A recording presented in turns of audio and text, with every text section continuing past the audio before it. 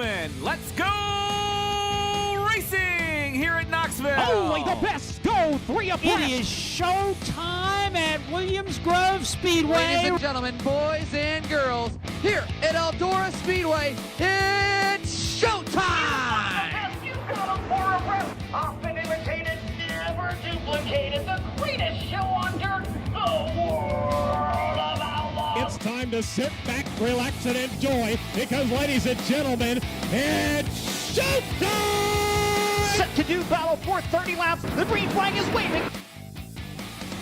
Nation presented by Sage Fruit. Talking sprint car racing, our favorite time of the week, and we are so glad that you have joined us. Steve Post here in our Concord, North Carolina studios. Aaron Evernham is on special assignment, family time. Great special assignment. So joining us from DirtTracker.com, Justin Fiedler's in the house. Hey, man, how are you? Good, how are you? Good to be here. Yeah, it's always great to catch up with you. I feel like I am a daily listener, so I feel like I catch up with you every day, but it's kind of weird when I walk in. It's like, hey, man, how are you? How about those watches at Eldora? And how about this and that? And I'm like, oh, wait a minute. We don't chat. I just listen. So it is cool. It is great to have you here, and a lot of ground to cover. But Dirt Tracker, how are things going with your project there? Going really well. Actually, it's funny that you mentioned the relationship with people that watch, because as I've been out like going to some races and stuff, I was at Millbridge a few weeks ago for the extreme stuff, and it's like the people that walk up to you, like I haven't been really prepared for that, and I'm sure you deal with that all the time. Yeah. But the people that feel like they already know you when you walk up, and it's like, oh, okay, yeah, and like you have to be prepared for that. You never get over the little bit of, well, that's weird. There's just a little bit of that's weird. There's a lot of that's cool. Yeah, it's great. It's awesome. It really is. But it just is. Yeah, I hadn't thought about that because you've been a masked up NASCAR crew member. You know, so you'd see fans on pit road and give them lug nuts and do that sort of thing. Yeah. But you were a nameless crew guy. That's right. On one of the Cup teams. Yeah. But now you're Justin Fiedler with Dirt Tracker. You're the guy we listen to every day, and you're the guy that is growing this thing. My gosh, the numbers are through the roof. Yeah, I've done like 2 million views this year. Holy cow. I'm on pace this month to do 500,000 just this month. So it's it grows every single day. It's insane. What I love, obviously, we talk sprint cars here on Wing Nation, but I have evolved into a dirt late model fan. The big block modifieds, I'm obviously with Ashley being part of our show here, the UMP style modifieds into that as well. But the dirt late model world just fascinates me. Oh yeah, I'm like committed to, like, I think that's going to be my fanboy zone. Oh yeah.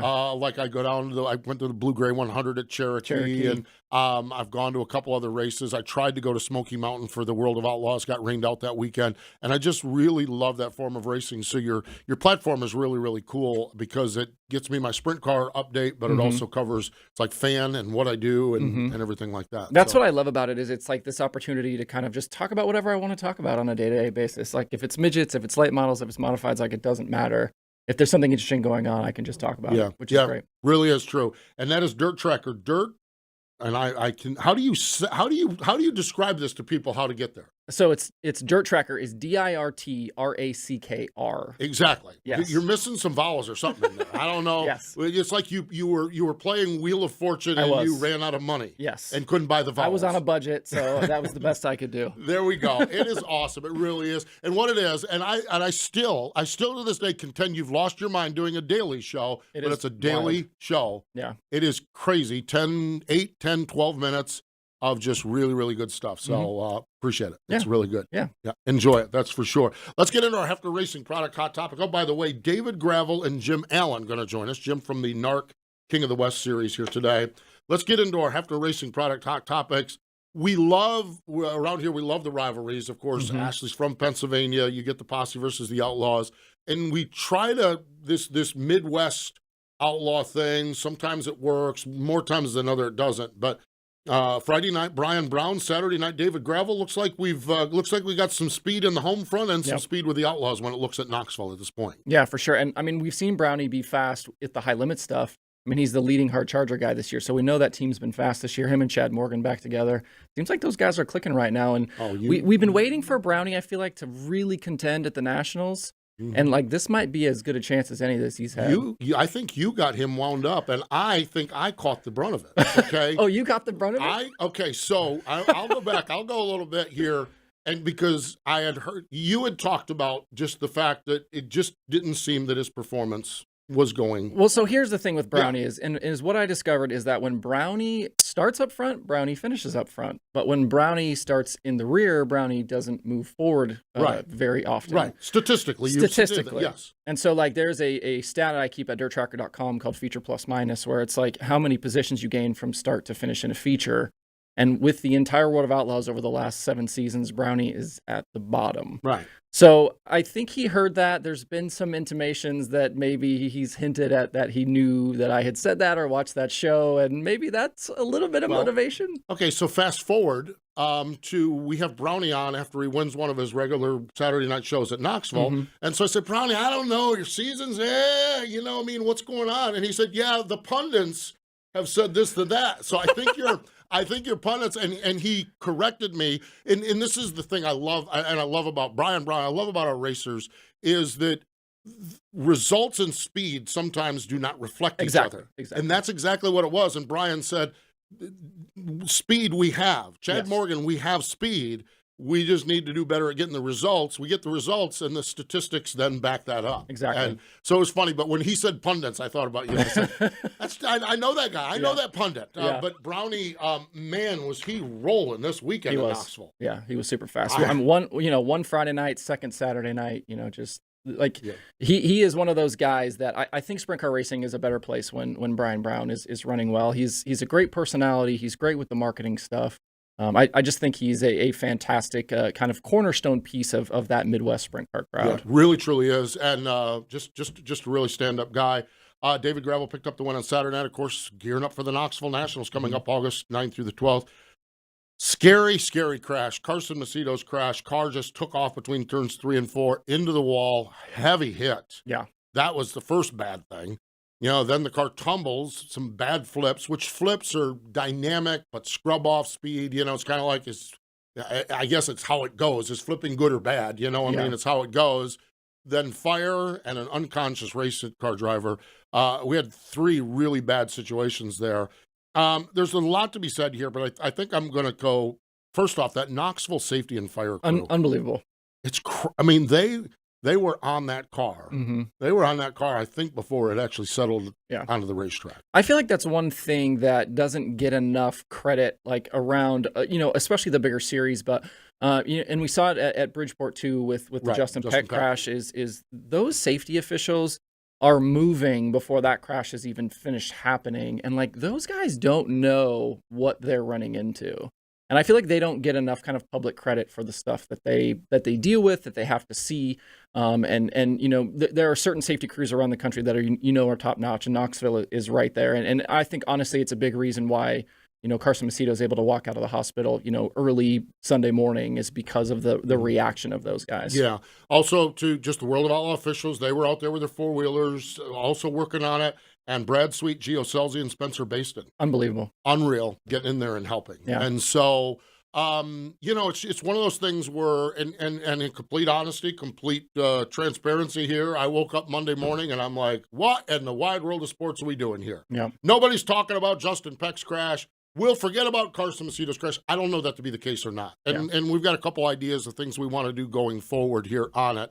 But what we do know is the Knoxville Fire and Safety crew, Carson did walk out of the hospital. Brad Sweet, Gio Selzy, and Spencer Baston. There was a lot that went right and well on Saturday night. Yeah. And so we got to make sure we acknowledge that. Now, are there things to be learned? I am sure that John McCoy out at Knoxville and the World of Outlaws and different people can get into this and work on it. But it's just one of those things where, boy, that was a scary scene, though. Oh, my gosh. Yeah, it was. And that's the thing is it's like, these things are going to happen, and as long as progress is being made, as long as things are being talked about, as long as improvements are coming, I think that's the most important part. Yeah, I think one of the things that stands out to me, and again, I maybe there's someone who's taking the mantle. We had a lot of good visits with Darren Pittman. Yeah. Darren was the liaison. He would go, and all the drivers knew, like if they were at a racetrack and they saw something they didn't like, go to Darren. Yep. Darren would take it to Carlton, Yep. and Carlton would address it with the racetrack. Very good. And not we're not racing here tonight. Yeah. It's like, hey, can we have this fixed before next year, before next time back? And so I'm in the back of my mind, well, Darren's retired. Well, I don't know. Maybe someone's doing it. And that's why I think we've got a few things we want to work on here to kind of see what's going on. And a lot went right there. So that's the good news. That's for sure. So there you have it. The Tezos All-Star Circuit of Champions, my God, the first two nights. The Friday and Saturday night races were unbelievable. Yeah. Absolutely unbelievable. Zebwise takes it off from Sunshine on Friday night. And I swear, like when I didn't see it on Saturday night, I was up at Hickory watching the late model stock cars. But when I'm like, Danny Dietrich last lap at Fremont, it's like, wait a minute, I've seen this movie before. No, I saw the opposite of this movie.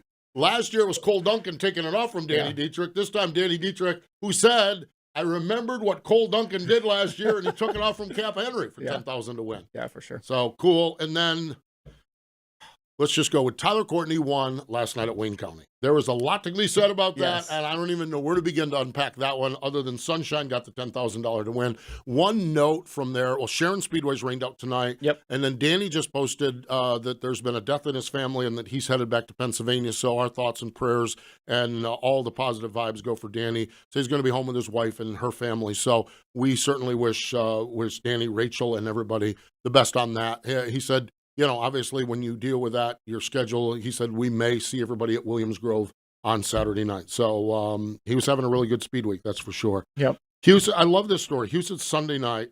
We got to meet Riley Goodnow out there last year when we were doing the live shows. He's 20-something, young kid from Knoxville, Iowa. The hair. Yeah, exactly. Just a family, his dad, his mom, and him dragging that sprint car around the country to go racing. 2020 he won, or 2021 he won a 410 race at Jacksonville, Illinois, but been towing up to Houston. It's 4.5, 5 hours every Sunday for 3 years. He's been at a lot of the high limit shows this year. A lot of the high limit shows too. Yep. Got the win on Sunday night, and just really, really cool. That's what I love about our sport. We have the Brownies and the David Gravels, the guys that are name guys, but then we have the Riley Goodnows who's out there, and the heart and soul and the passion is so good. I like to see him on front stretch celebrating. Yep. Central Pennsylvania, Jeff Halligan, and boy, I'm telling you, we talked to Freddie last week, Freddie Raymer. You asked me the driver with the most 410 wins this season. Going into the season, we're following it now. Yeah. Going into the season, I'm not sure I'd had Freddie Raymer on that list, but he is picking him up and laying him down, particularly at Lincoln. But he's also figured out Williams Grove pretty good as well. He's one of those guys I feel like when he gets hot, he could just start ripping them off all the way through the season. And he's a guy you could see win against the All-Stars. He can win against the Outlaws for sure once he gets going. They're coming up on Pennsylvania Speed Week, so it's going to be fun to see how that goes. So there you have it, our Hefner Racing product hot topics here. David Gravel going to join us in just a moment. Let me flip my script here. There we go. Hefner Racing Products wings are the original reset rivet wing manufacturer. You use wind tunnel and track performance testing to outpace the industry in design, innovation, and functionality. Not only sprint cars, but lightning sprints, micros, and junior sprints shipped across the world and can be economically ground shipped to your door. And I saw my buddy Jeff Wessel posted with the World of Outlaws at Beaver Dam this weekend. The teams are all pulling in there now, getting restocked, restaffed. And so if you're up there, one of those World of Outlaw or traveling teams, find yourself in southeastern Wisconsin, stop by Hefner Racing Products. www.hrpracing.com. Stay with us when we come back. The Sage Fruit Hotline is where we go. David Gravel joins us next. The Outlaws are headed back to the Pacific Northwest. Join us for 3 action-packed nights of racing August 31st, September 1st and 2nd at Skagit Speedway when the World of Outlaw NOS Energy Drink Sprint Cars return for the Sage Fruit Skagit Nationals. Kickoff for the Sage Fruit Skagit Nationals begins Wednesday, August 30th with a pre-race party, live band, Sage Fruit apple giveaways, and more. Then catch Donnie Schatz and the rest of the World of Outlaws as they take on Washington's best sprint car drivers Thursday, Friday, and Saturday nights. Details at SkagitSpeedway.com. Dirt Empire Magazine is the ultimate dirt track racing only magazine in the world, featuring interviews, opinions, event photos, tech, and 100% racing action. Each issue includes late models, modified, sprint cars, and more. Big event photos from the best photographers in the sport, and great one-on-one interviews with the top drivers as well as grassroots racers. Pick up a copy of Dirt Empire Magazine today at select Tractor Supply stores or other area retailers, or get your subscription today at dirtempiremagazine.com. Man, oh man, we are rolling along here on Wing Nation, presented by Sage Fruit. Justin Fiedler and Steve Post, and let's go to the Sage Fruit Hotline. Joining us here on the program is David Gravel. Hello, David. How are you? I'm doing good, guys. How are you doing? We're doing well. Yeah, David, we had a little chit-chat here before the air, and the last time you were on, you had Ashley and Aaron. Now you got Justin and Steve. Man, dude, you're going downhill on this deal, man. You better Yeah. yeah, you win. This is messed up. This is not right, that's for sure. But what is right is rolling into victory lane in Knoxville on Saturday night. Tell us about your run and how you felt about Saturday night, but also just kind of how you feel about where you're at with Knoxville, because we know that's a pretty big place coming up here in a couple of months. Yeah. After I run Friday night, honestly, we were really good all Friday night, except about 10 to 12 laps in the A main on Friday. And Saturday, we had a little bit of a redemption, but honestly, it was just a miracle we got the race. Everybody thought the race was going to get rained out, and the weather looked bad, and it never really rained. So really fortunate to get the race, and we got a better fill draw and went out a little earlier and quick time in our group, and just luckily was in clean air all night. Got a good dash draw, and I feel like when we're out front, we're extremely hard to beat. So it was just a great confidence booster, but we had speed every time we hit the track. Knoxville's a tricky place, and it was slicker on Friday night, and man, running that bottom is tough to do. So getting laps there two days in a row is just a big benefit. David, I want to ask you about your relationship with Cody Jacobs. You guys have worked together for a couple of seasons now, and he seems like a really fiery guy, a really competitive guy. What is it like working with him? Have you guys gotten into it before over things, or has it been pretty cordial between you guys? What has he meant for your last couple of seasons? Yeah, obviously the crew chief is just as important as the race car driver on a team, and he does a good job. He's a fiery guy. His dad's a fiery guy. It's in his bloodstream. I would say last year we turned a great corner in our relationship, kind of when we started getting going late in the season last year and around Knoxville time. And I feel like we have a great relationship. We've gotten into it maybe a few times in the last 2.5 years, but I've gotten into it with about every crew chief at some point. It's just the way two competitive male guys are sometimes. There's a lot of testosterone flowing. So it's been good. I feel like we're in a good place. I truly believe we've been the best car this year on the World of Outlaw Tour. We just have about 3 nights we wish we could, throw away. But sometimes it's not in your control, and sometimes the driver screws up as well. Well, the World of Outlaw NOS Energy Drink Sprint Cars is bonkers with the level of competition right now. And you mentioned it. You've had a few nights. I think you've had overall 4 finishes outside of the top 10.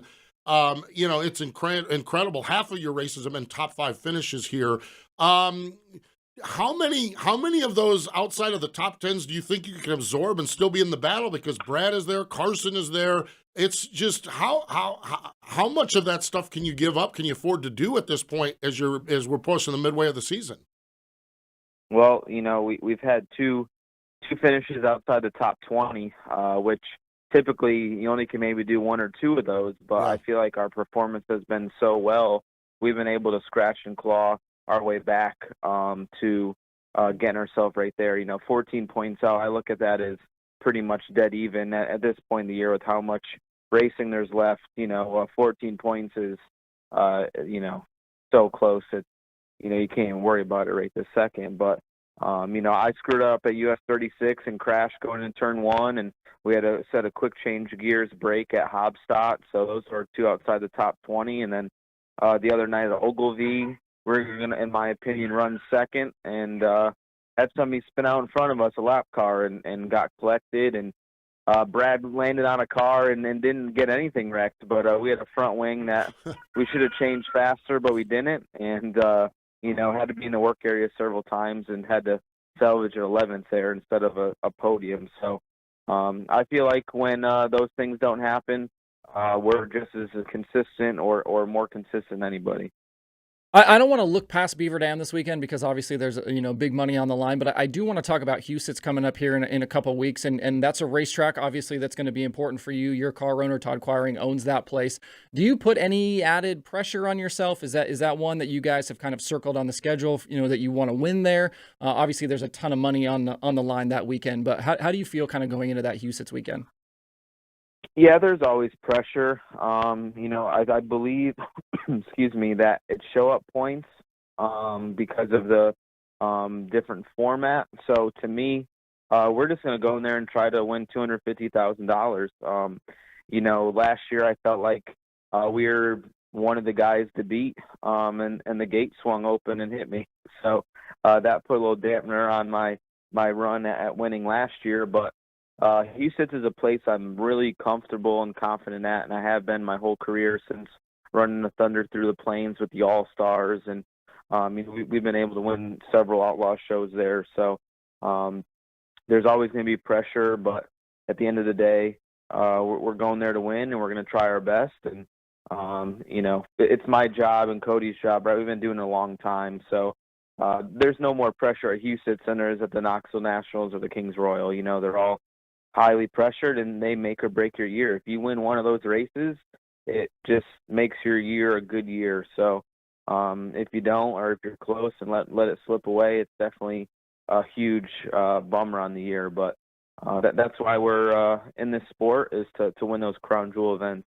David, one of my favorite things about you is the YouTube channel. You bring people behind the scenes all the time, and the live streams in the off season were absolutely incredible. All the different people you had on. Why is the YouTube channel and bringing people kind of along for the ride with you? Why is that important to you? And what has the kind of effect been as you go to the racetrack and kind of meet with fans? Yeah, it's been really cool. So I just don't have the time and effort, to do it as best as I can or as well as I want to do. But I try to be active on all platforms: TikTok, Instagram, YouTube, Twitter, Facebook, and try to do a solid job at all of them. But man, I wish I had a camera guy with me that could capture so much of what we do, or just me driving the t-shirt trailer and unhooking in every race, and the stuff in between and the shop stuff. It's tough, but I do my best on what I could do, and my social media guy Carter could do. And I was really happy we did those live streams this off season. Having great guests like we did definitely helped. And a lot of times at the racetrack, even if I don't win, I feel like I have one of the longest lines signing autographs. So even though I ran 10th the other night, I felt like I had just as long as line as Brian Brown. So it's pretty cool to see people talk about it every time I'm at the racetrack. So I know it's working. I know it's doing its job. It's no dirt tracker daily, but again, I know you put a lot of effort in that, and it definitely shows. It really does. Really, truly does. Final question for you on our video show, and a lot of you listen on audio, so we understand that, but this is also available on YouTube. On our video show, we're using a picture of Victory Lane, and I see my old friend Todd Quiring right there with you in Victory Lane at Knoxville. Has to be good to win when the boss is in town, and to be able to share that time with him. He puts so much into the sport. Has to be really neat to share some Victory Lane time with Todd.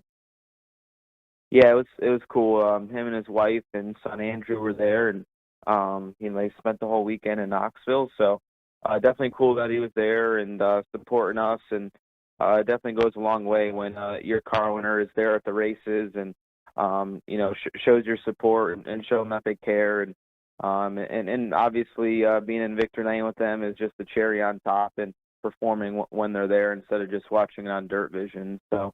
Any win at Knoxville is special, but hopefully one day we can get him the Knoxville Nationals he's always wanted. Boy, I'll tell you what, the way that car's looking on Saturday night, might be in a couple of months, and we certainly can't wait to see how it all unfolds there. David, we always appreciate the time. Thanks for spending some time with us here on the Sage Fruit Hotline. We wish you the best at Beaver Dam this week, on to Huset's, and then into the months of money now, no longer month of money, months of money. We wish you the best and continued success along the way. Thanks, guys. An exciting time to be a sprint car driver, and it's going to be a magical year. Thank you. Magical year. There you go. Love it. David Gravel joining us, driver of that Houston Speedway racing car. Stay with us. When we come back, we're going out west. Jim Allen the purveyor and keeper of all things Narc and King of the West. He will join us next. The Outlaws are headed back to the Pacific Northwest. Join us for 3 action-packed nights of racing August 31st, September 1st, and 2nd at Skagit Speedway when the World of Outlaw NOS Energy Drink Sprint Cars return for the Sage Fruit Skagit Nationals. Kickoff for the Sage Fruit Skagit Nationals begins Wednesday, August 30th with a pre-race party, live band, Sage Fruit apple giveaways, and more. Then catch Donnie Schatz and the rest of the World of Outlaws as they take on Washington's best sprint car drivers Thursday, Friday, and Saturday nights. Details at SkagitSpeedway.com. The National Sprint Car Hall of Fame and Museum's newest exhibit will be our track tribute to Williams Grove Speedway inside the museum's main floor from April 3rd through October 2nd this year.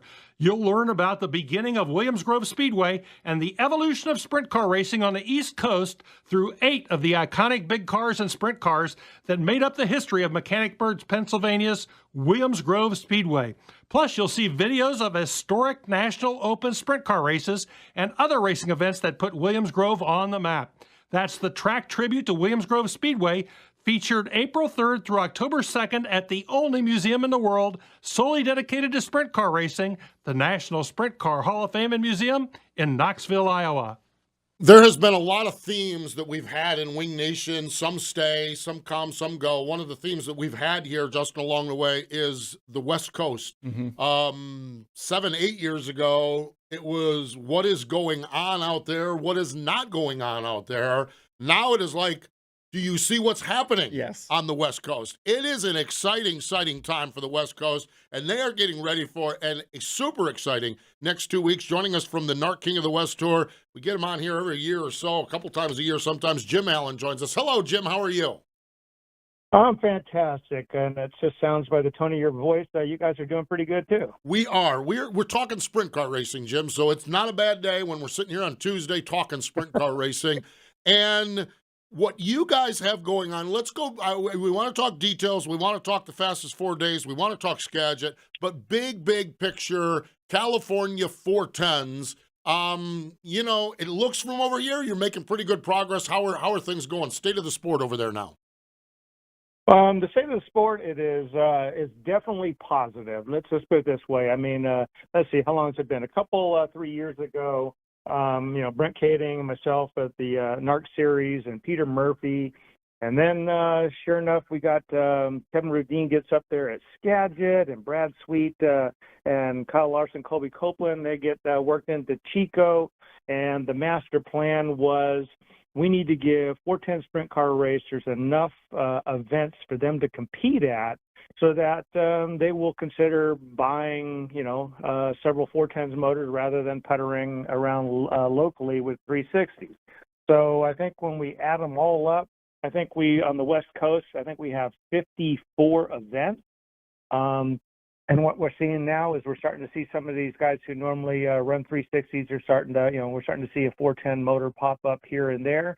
And, you know, car counts are creeping up again, and the excitement is creeping up again. And we're sticking to the same path, and everything seems, you know, every show seems to get better. We're doing our best to get away from, you know, the hypothetical championship points race number 16. You know, I mean, you couldn't make it any more boring than that, right? We're trying to make every event a show and having a good time doing it. And, you know, I don't know, I got my second, third win doing this, and we're having a good time. Jim, we can't talk about the NARC 410 series this season if we don't talk about Dominic Scelzi and Corey Day. From your perspective, as the guy who's writing about this series every week, how much fun is it right now watching these two guys go to battle, you know, every single Saturday night when they get to race each other? Oh my goodness, it has been a blast. I mean, you know, we kept trying to figure out if you know, Corey Day was a flash in the pan. You know, is it just some new kid to come along? He's going to win a few races and then he's just going to fade away. And you know, so he starts out the season. I think he starts it out with three wins and 3 runner-ups, and go, oh my gosh, we have somebody at a whole new level there. And, you know, we got, you know, Dominic Scelzi, you know, 2-time defending champ, who, I mean, I think he's kind of watching it. And, you know, Dominic kind of got away a little bit from the taco truck and got focused and got his team together with Jimmy Carr, and sure enough, he ends up reeling 3 wins off. And, the two are separated by 8 points, and each one of them continues to elevate their game. It's been fun to watch. And not to take anything away from Dominic, but, oh, my God, Corey Day, 17-year-old. Man, if I had to compare when I was 17 years old, I was, I don't know, I was a screw up. There's another word there for it, but I'll say screw up. And Corey has just got his act together, and with Jason Myers and his mom and dad. He's really focused. He's not stressed out. And he's driving like a guy who's been at it for 15 or 20 years. What I love, the other thing I love about this is we're talking very, very big names in motorsports, family names, and one's in sprint car. Ronnie Day, of course, a great sprint car career. Corey's dad, another name, the Selzy family, not necessarily in sprint car, but a family name, a huge name. I just think that getting that dynamic and having those two. But did you say Dominic's pushed away from the taco truck a little bit? I was not aware of that. Oh, I'm just the best thing we got about the Northern Auto Racing Club is it's a club, so we can we jab at each other and all that stuff. I eat as many tacos as Dominic does, and whatever. We have a good time, but whatever. We're just having a good time. And hey, by the way, we happen to race also. No doubt. No doubt. Jim, I'm excited for you guys. As somebody who is actually from the Pacific Northwest, I grew up not far from the Southern Oregon Speedway, and you guys are going to go through my home state here coming up. What is it like going to these races? What does the sprint car fan base look like in Oregon? When I was a kid, there was like hardly no sprint car racing in Oregon, but now it seems like there's kind of this growing thing happening there. You guys are going to some races. We got kids like Tanner Holmes. What is it like going to the state of Oregon? It is, to be perfectly honest, I'm very impressed. With 410 sprint car racing in California, there was a buzz. When 410 sprint car racing, when Oregon became part of the bigger picture, I think they're at another level also. And we're starting to see, the Tanner Holmes and Garen Linder and those guys like that. And last year we went there for the fastest 4 days opener. It was a Thursday night. But I got a good exposure to Oregon weather. It was raining 1 second, and 10 minutes later, it was 50-mile-an-hour winds. And by the time we qualified, the sun was out, and I was taking off all these sweatshirts and everything. So the kind of strange, but it was a Thursday night, and it was packed. Absolutely standing room only packed on the Thursday, and lots of kids. It was a family event. And totally impressed, and you could hear them cheering from the infield when the race is going on. So they were very vocal. And like I said, we're looking forward to going there on Thursday, and then up the road from there, we're going up to Brian Crockett's new Douglas County dirt track. We all know there's a lot of dirt tracks that get paved, but it's not very often you get a paved track that gets, I don't know, what do you call it, dirted. And he's got that place all hooked up, and as a good sprint car driver, he knows exactly what is needed. And so that's good. Willamette, we had our biggest crowd. They had their biggest crowd of the year last year at our event, and then up to Grace Harbor. So, just overall, it's exciting to the Oregon fans are. I'm just totally impressed with them a lot, and something based on the amount of DMs and ticket requests and all that good stuff. I think we're going to pack the place again this year. Wow, that is so exciting. That really truly is. And then you continue north. Tuesday night, a prelude to the Dirt Cup, and then you roll into Skagit, $62,000 to win Dirt Cup. You guys involved with it up there, of course. Peter Murphy and Kevin Rudine and everyone doing a good job up there. What a great destination after the fastest 4 days to be headed in that direction and being a part of that. This master plan, that has got to be a big chunk of this master plan. Yeah, absolutely. Oh, yeah. And before I get in trouble with Bert Johnson, so we leave Willamette and then we go up to Grace Harbor Raceway for the Timber Cup. So that's the finale. And then, like I said, then we have a day off, and then Skagit has an open show, and then we get into the 3-day show. And basically the way this thing worked out was last year we went up to the Pacific Northwest and we had the fastest 4 days. We got beat up by weather pretty good on that one. One of the things that you think you got everything covered when you negotiate a race schedule, and sure enough, one thing we weren't really planning on was diesel being $7.50 a gallon, and that put that one kind of stung a little bit. And then the guys had to come home and then go back up to Skagit. So, membership came back and said, hey, if we're going to go up north, let's make a vacation. Well, let's make a long week out of it. And then when you got, John Hager and Tim Rudine and Peter Murphy up there, and then, $62,000 to win sprint car race, I think the 3-day purse for the final 3 days there's, I think, nipping at $350,000. That's a dream come true, or that's a gem. It's definitely the biggest sprint car event on the West Coast. And I think, the team's got a buzz on it, and they're ready to go, and, so am I. Looking at the season so far, we talked about Corey Day, we talked about Dominic Scelzi. Who are some other guys that we should be paying attention to, as the season plays out this summer, for guys that could, jump up in there, compete for the championship, and win some of these races? Gotcha. Well, Justin Sanders, this is kind of weird. Justin is super competitive. Not that not all of them are, but, he's super competitive, and, maybe sometimes he might even get down on himself, but, Justin is used to winning. He's only a couple seasons removed from when he won, 22 main events. And, here we are, we're entering race number 9 of our season. And, he's got a couple runner-ups, but he hasn't won. And, he's just going, oh my gosh, what have I got to do? There's no way whatsoever that you're going to keep Justin Sanders down in any way, shape, or form. If he doesn't pick off at least a couple of these events here in the next couple of weeks, I would be totally surprised.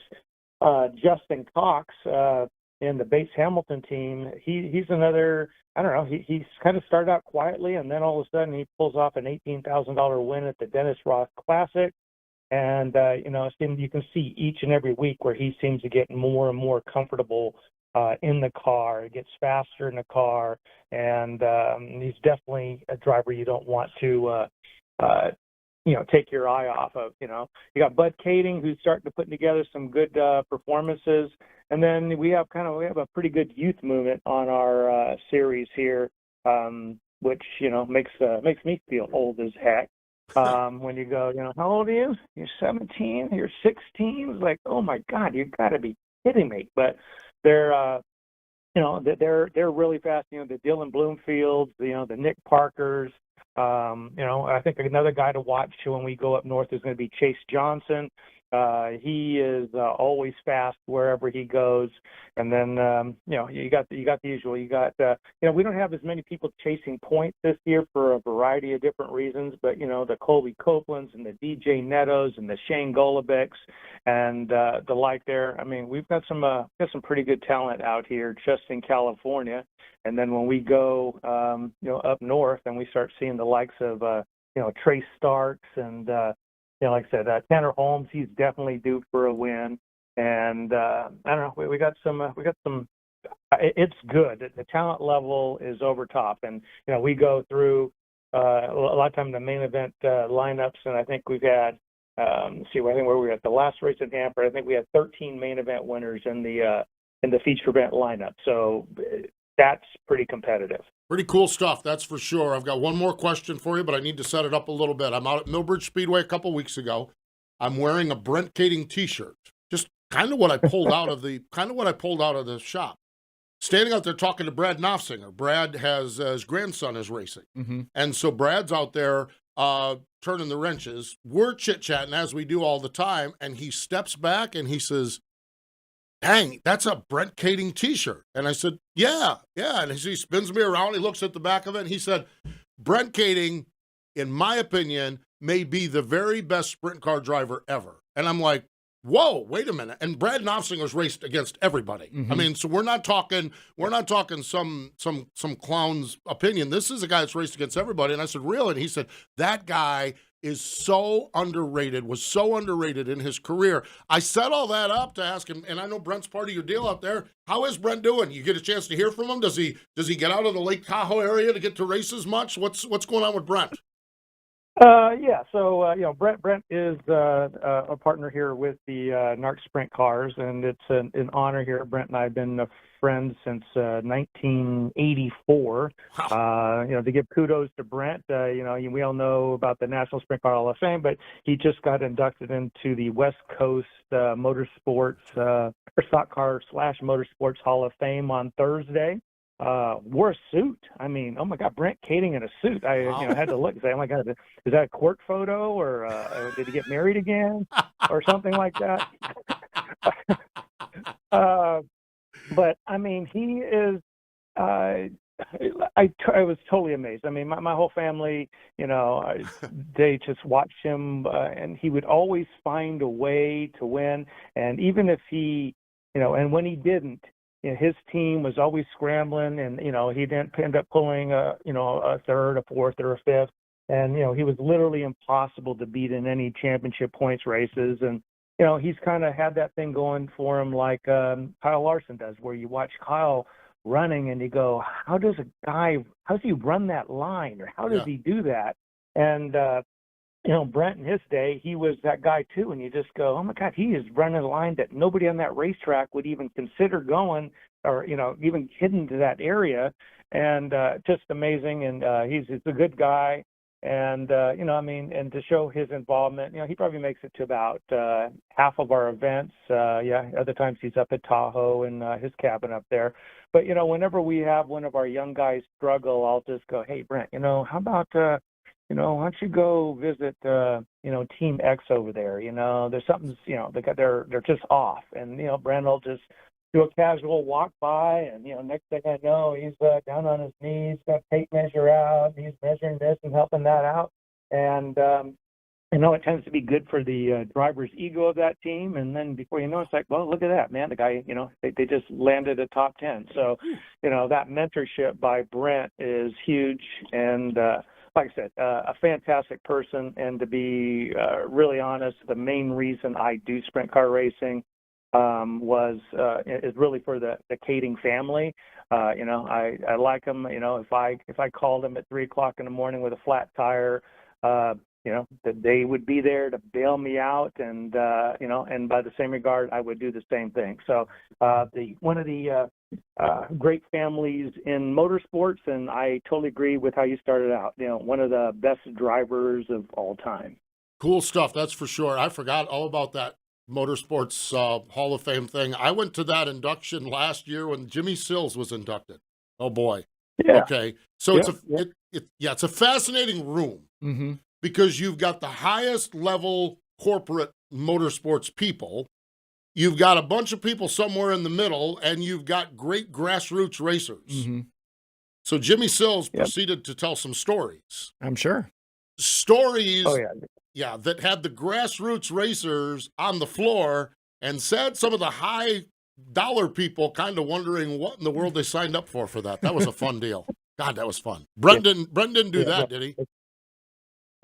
No, he didn't do too much of that. So, and one thing about Brent too, he's humble. So, he's not gonna, whatever. Yeah. He gave as much credit to his crew and his team than he ever gave to himself. Yeah. That deal with Jimmy, I was kind of sitting where I can keep an eye on everybody, and I'm looking to one side of the room, and they're on the floor laughing. I'm looking at the other side of the room, and they're a little uncomfortable. Yeah, they're blushing. They're a little uncomfortable, and that is the beauty of sprint car racing. Really, truly is. Yeah, that's one thing about Jimmy is kind of weird. I mean, went to the Indy 500 with him a couple of years ago, and I mean, his memory is just amazing. I mean, most people, I won this race at this racetrack, and Jimmy's memory is, I was side by side with so and so. That guy threw me a wheel, and we rubbed, and it was like the 13th lap. It was like, how do you know all that? And he just, it's his life, his brain, just his hard drive fires for racing 100%. Good stuff. Jim, we wish you the best. It'll be on Flow Racing all weekend long, the fastest 4 days, then on to Skagit. Continued success out there on the West Coast. Thanks for joining us. Hey, thanks for having me. Thank you very much. There we go, Jim Allen, that's for sure. Boy, we constantly, over the last 5 or 6 years, keep getting good news from California. I didn't realize there was north of 50 races. Pretty wild. 410s out there now. Yeah.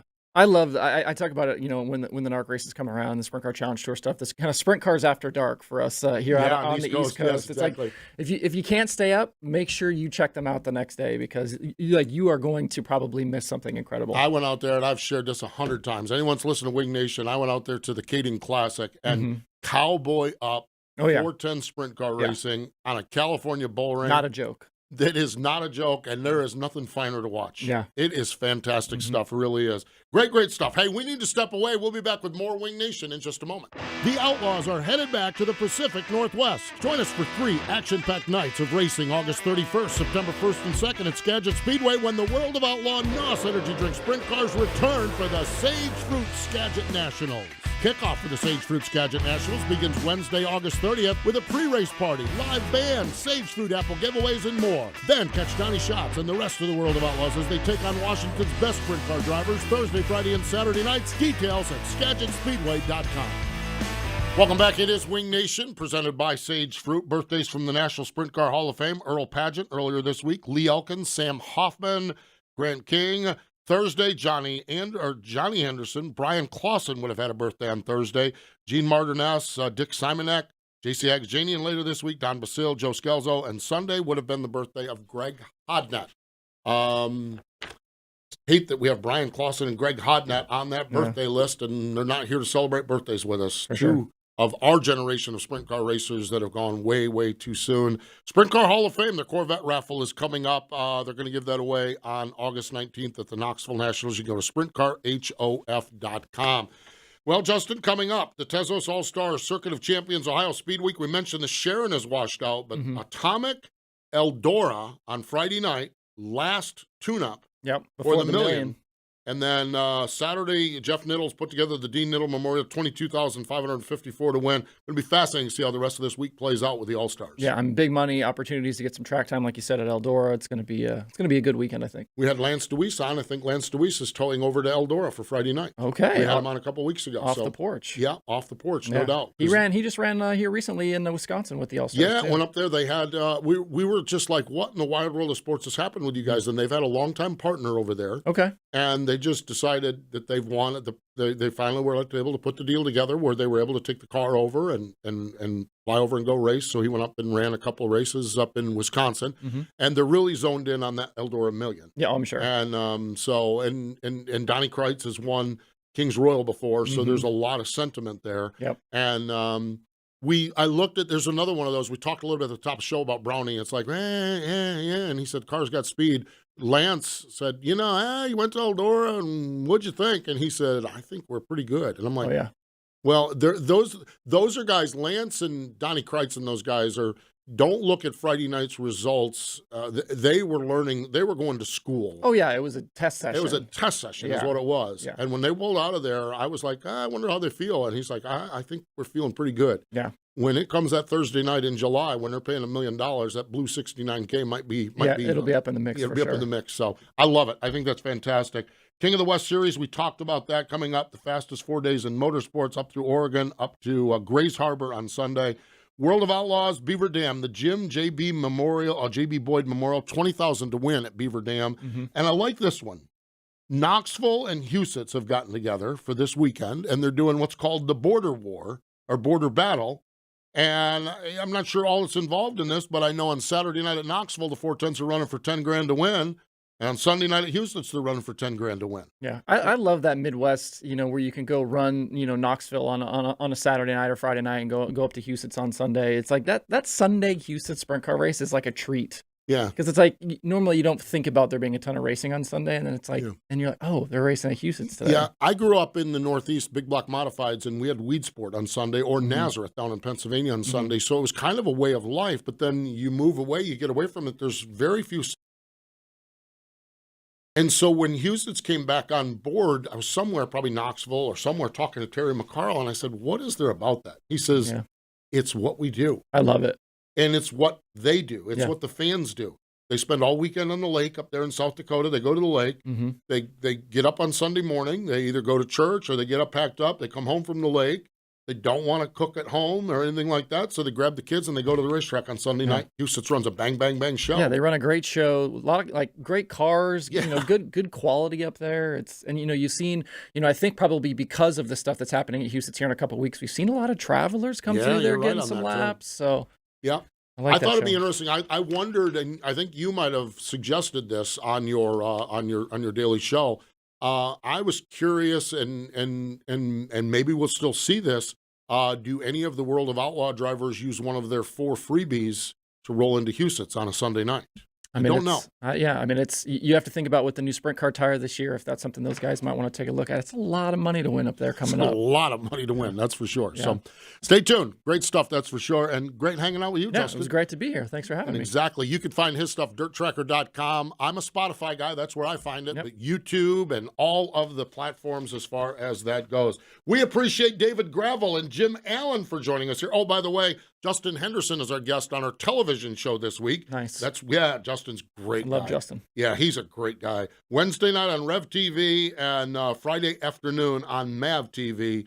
You can catch up. Justin Henderson joins Ashley Stremme and I. Wing Nation gear at shopwingnation.com, shopwingnation.com, or wherever you see Justin Peck Racing. The Tom Book Motorsports trailer has our Wing Nation gear. All right, again, thank you, David Gravel and Jim Allen. More important, though, thank you for joining us this time here on Wing Nation presented by Sage Fruit.